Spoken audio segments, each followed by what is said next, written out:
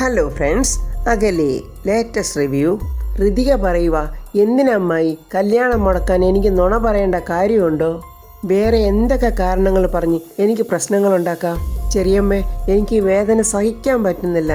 എൻ്റെ മുഖമൊക്കെ ആകെ പൊള്ളുന്ന പോലെ. അംബിക ഉടനെ ചോദിക്കുക, ആഹാ, ചൊറിച്ചിൽ പോയി ഇപ്പോൾ പൊള്ളലായോ? ഋതികയ്ക്ക് ദേഷ്യം സഹിക്കാൻ പറ്റുന്നില്ല.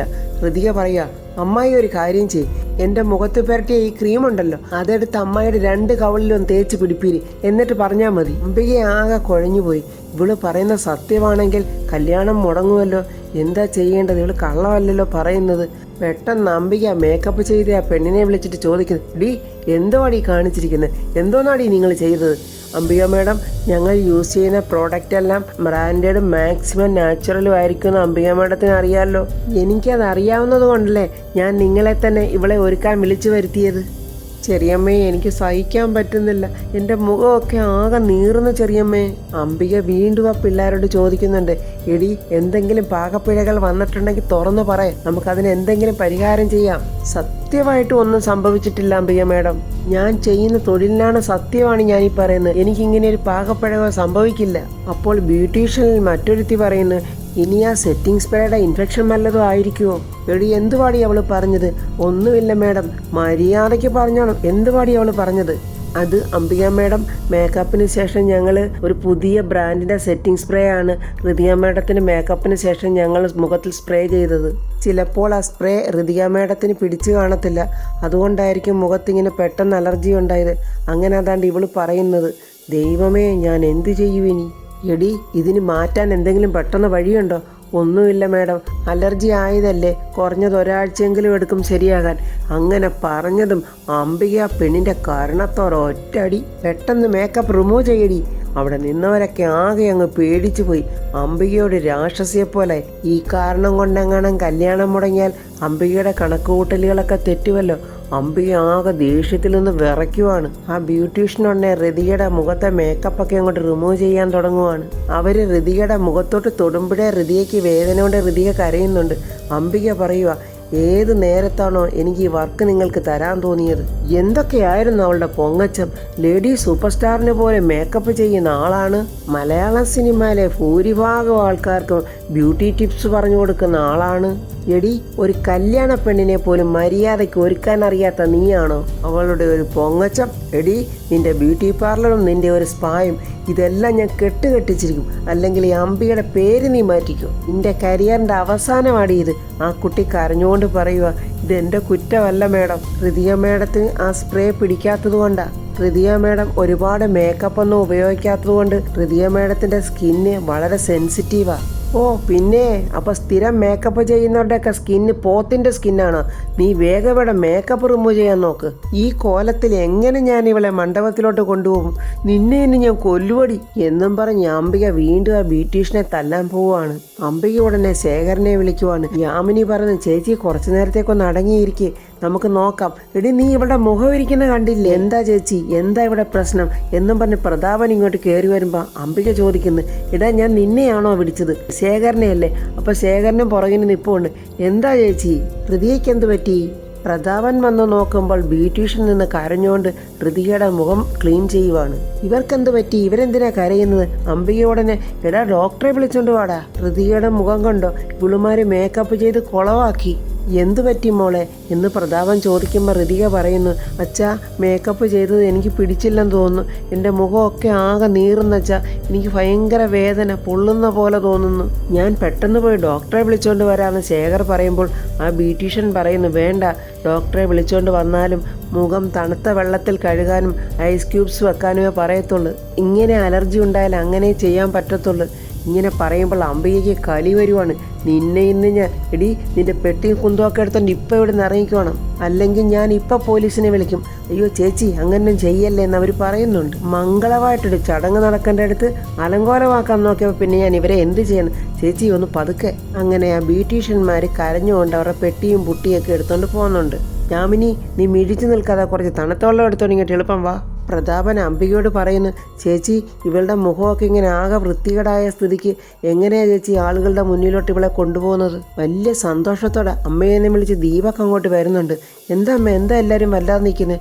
നീ ഋതികയുടെ മുഖത്തോട്ടൊന്ന് നോക്കടാ. ദീപക് ഋതിയെ നോക്കിയിട്ട് പറയുന്നു, അമ്മയുടെ ബ്യൂട്ടി സ്പായിലെ ആൾക്കാർ പോരാന്ന് ഞാൻ അമ്മയോട് അന്നേ പറഞ്ഞതാ. വല്ല ഡ്യൂപ്ലിക്കേറ്റ് ക്രീം കൊടുത്ത് തേച്ച് കാണും. എന്താ ദീപക് നീ ഇങ്ങനെയൊക്കെ അമ്മയോട് പറയുന്നേ? പിന്നെ ഞാൻ എന്തു പറയണമെന്നാ? നിങ്ങളിങ്ങനെ കിടന്ന് ബഹളം വെക്കാതെ, ഋതുമോൾക്ക് അസ്വസ്ഥത ഉണ്ടാക്കാതെ എന്നൊക്കെ ഇങ്ങനെ ശേഖരൻ പറയുന്നുണ്ട്. ആദ്യം ഇവളുടെ മുഖത്തെ പാടുകളൊക്കെ ഒന്ന് മാറട്ടെ, എന്നിട്ട് അവളെ മണ്ഡപത്തിലോട്ട് കൂട്ടിക്കൊണ്ട് പോയാൽ മതി. എടാ ശേഖര, അതിന് ഇത് കുറയാൻ ഒരാഴ്ച എടുക്കുമെന്നാ പറഞ്ഞത്. അതിന് ഈ മുഖവും കൊണ്ടാണ് ഋതിക മോളെ മണ്ഡപത്തിലോട്ട് കൂട്ടിക്കൊണ്ട് പോകുന്നത്. അതൊന്നും ശരിയാവില്ല. അപ്പം പെട്ടെന്ന് ദീപക് ദേഷ്യത്തിൽ, എന്തോന്ന് ശരിയാവില്ലെന്ന്? ഋതികയെ പറഞ്ഞ സമയത്ത് പറഞ്ഞ മുഹൂർത്തത്തിൽ മണ്ഡപത്തിലെത്തിച്ചേക്കണം. പറഞ്ഞത് മനസ്സിലായോ? ദീപക് അങ്ങനെ പറഞ്ഞപ്പോൾ അംബികയെ അതിന് കൂട്ടുപിടിക്കുവാണ്. ആ അങ്ങനെ വേണം. പ്രതാപന് ദേഷ്യം വരുന്നുണ്ട്. പ്രതാപൻ പറയുക, ഇവളുടെ മുഖം ഇങ്ങനെ ഇരിക്കുമ്പോഴോ? അപ്പോഴത്തേക്ക് യാമിനി ഐസ് വാട്ടർ കൊണ്ടുവന്നും ഋതികയുടെ മുഖത്തോട്ട് തുടയ്ക്കുമ്പോൾ ഋതിക കരയുവാണ്. അയ്യോ ചെറിയമ്മയെ നീറുന്നു, അയ്യോ ചെറിയമ്മയെന്നും പറഞ്ഞ്. അപ്പോൾ അംബിക പറയുക, നിങ്ങളൊക്കെ എന്തുവാ പറയുന്നത്? അപ്പോൾ വിവാഹം മാറ്റിവെക്കണമെന്നാണോ? പിന്നല്ലാതെ എന്നിങ്ങനെ ശേഖർ പറയുമ്പോഴേക്കും അംബിക അങ്ങ് ചാടിത്തുള്ളുവാണ്. വേണ്ട ശേഖര, നിന്റെയൊക്കെ മനസ്സിൽ വേറെ വല്ല ഉദ്ദേശം ഉണ്ടെങ്കിലേ അതിന് കുടപിടിക്കുന്ന സമയമായി നീ ഈ സിറ്റുവേഷൻ ഉപയോഗിക്കരുത്. അംബികയുടെ തുള്ളലും വെപ്രാളമൊക്കെ കണ്ടിട്ട് പ്രതാപം പറയുക, ചേച്ചി വിഷമിക്കാതിരിക്കെ. ഒരു പ്രാവശ്യം മുടങ്ങിയ വിവാഹം വീണ്ടും മുടങ്ങുവാണല്ലോ എന്നോർത്തുള്ള ചേച്ചിയുടെ വിഷമമാണെന്ന് എനിക്ക് മനസ്സിലാകുന്നുണ്ട്. നമുക്കെല്ലാവർക്കും കൂടെ സമാധാനമായി ആലോചിച്ചൊരു തീരുമാനം എടുക്കാം. ആദ്യം ഋതിയുടെ ഫേസും മൈൻഡും ഒന്ന് നോർമലാകട്ടെ, എന്നിട്ട് മതിയല്ല എന്നിങ്ങനെ പ്രതാപം പറയുമ്പോൾ അംബികയും ദീപക്കും അങ്ങ് മുഖത്തോട് മുഖം നോക്കുവാണ്. അവരുടെ പ്ലാനെല്ലാം തകരുമോ എന്നുള്ള പേടിയായി. പക്ഷെ ഋതികയ്ക്കും യാമിനിക്കും വളരെ സന്തോഷം തോന്നുന്നുണ്ട്. യാമിനി ശേഖരനോട് പറയുന്ന, ഋതികമ്മയുടെ മുഖത്തൊക്കെ പാടുകൾ വന്നു തുടങ്ങി. ഈ പാടുകൾ വന്നതുകൊണ്ട് പ്രതാപേട്ടൻ ചിലപ്പോൾ വിവാഹം മാറ്റിവെച്ചേക്കും. അങ്ങനെ സംഭവിക്കാനായി യാമിനി ഞാനും പ്രാർത്ഥിക്കുന്നത്. ശേഖരേട്ടൻ ഡോക്ടറെ ഒന്ന് വിളിച്ചാലോ? അതിൻ്റെ ആവശ്യമില്ല. ഞാൻ ഇതിനെക്കുറിച്ചൊന്ന് സെർച്ച് ചെയ്ത് നോക്കി. അപ്പോഴീ കണ്ടത് ഈ അലർജിക്ക് ഇങ്ങനെ 2-3 ദിവസം എടുക്കുമെന്നും ചെറിയ പിമ്പിൾസൊക്കെ വരുമെന്നൊക്കെ കണ്ടത്. അതുകൊണ്ടേ ഡോക്ടറെ വിളിച്ചാലേ ഇതൊന്നും ഒരു കാര്യമില്ല, കുഴപ്പമില്ലെന്നൊക്കെ പറഞ്ഞാൽ അംബിക ചേച്ചി ഉടനെ തന്നെ പെട്ടെന്ന് കല്യാണം നടത്താൻ നോക്കും. അതുകൊണ്ട് നിങ്ങൾ തൽക്കാലം ഐസ് ക്യൂബ്സൊക്കെ വെച്ചാൽ മതി. ഋതികമ്മളോട് നീ പറ, അധികം ഐസ് ക്യൂബൊന്നും അങ്ങനെ വെക്കണ്ടെന്ന്.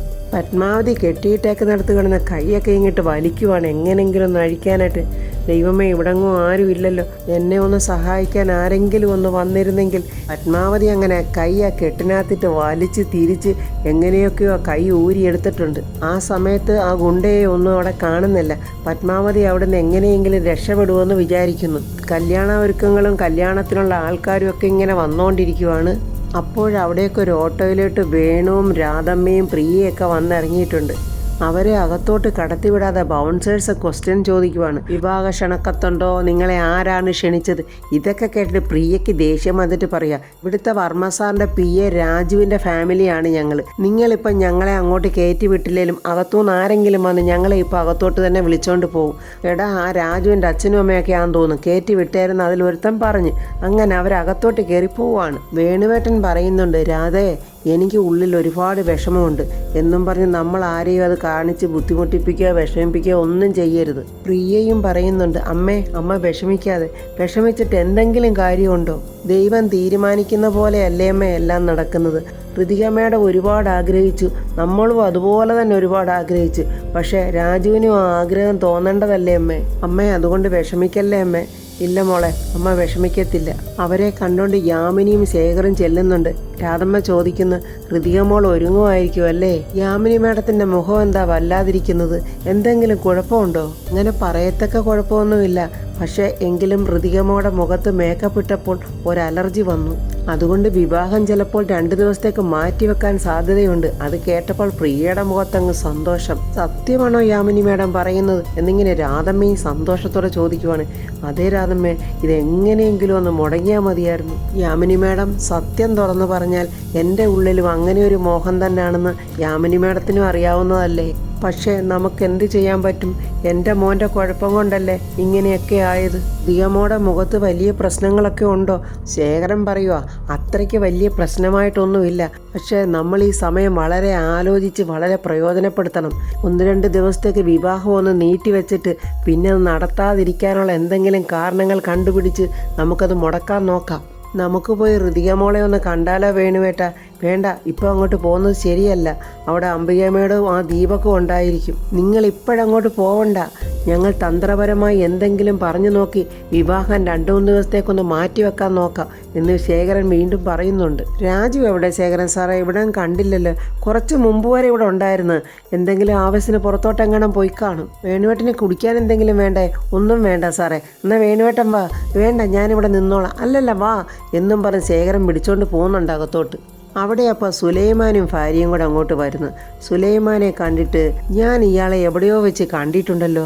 അത് ഇയാൾക്ക് നിറയെ ബിസിനസ്സൊക്കെ ഉള്ളതാ. നമ്മുടെ മില്ലിൽ തടിക്കച്ചവടത്തിനൊക്കെ ആയിട്ട് ഇടയ്ക്കിടയ്ക്ക് വരാറുണ്ട്. ഇയാളെ ഞാൻ ജയൻ്റെ ഒപ്പം കണ്ടിട്ടുണ്ടേ, അതായത് പ്രിയമോടെ ഭർത്താവിൻ്റെ ഒപ്പം. അവർ നല്ല സുഹൃത്തുക്കളാ. എനിക്ക് പണ്ട് ആക്സിഡൻ്റ് ഉണ്ടായപ്പോഴേ ഞാൻ ജയൻ്റെ കൂടൊപ്പം ഉണ്ടായിരുന്നു. അപ്പോൾ ഞാൻ അവിടെ വെച്ച് ഇയാളെ കണ്ടിട്ടുണ്ട് എന്നിങ്ങനെ പറയുമ്പോൾ ശേഖർ എന്തോ ഒന്ന് ആലോചിച്ചിട്ട് പെട്ടെന്ന് ശരി ഞാനിപ്പോൾ വരാവേ എന്നും പറഞ്ഞ് അങ്ങ് പോവുകയാണ്.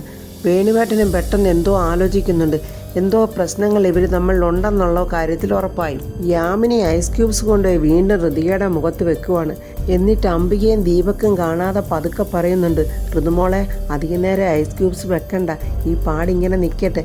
ഇത് കാരണം വെച്ച് നമുക്ക് വിവാഹം 2-3 ദിവസത്തേക്ക് മാറ്റിവെക്കാം. അംബിക പ്രതാപനോട് ചോദിക്കുന്നു, അപ്പോൾ വിവാഹം 2 ദിവസത്തേക്ക് മാറ്റിവെക്കണമെന്നാണോ പ്രതാപൻ്റെ തീരുമാനം?